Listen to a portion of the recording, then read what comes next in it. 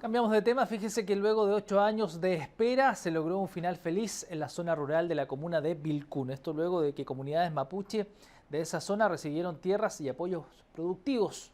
Vamos a ver.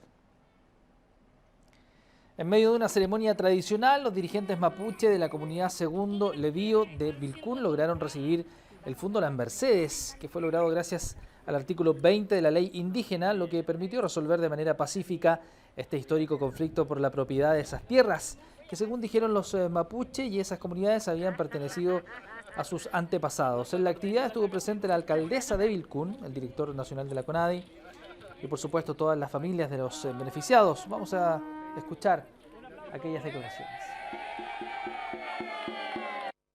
Se pudo lograr un diálogo firme con eso y poder lograr lo que en este momento estamos celebrando. Estos son tierras de los antepasados, de la gente mayores, los abuelos, bisabuelos. Entonces yo le puedo decir que ahora estamos recuperando las tierras.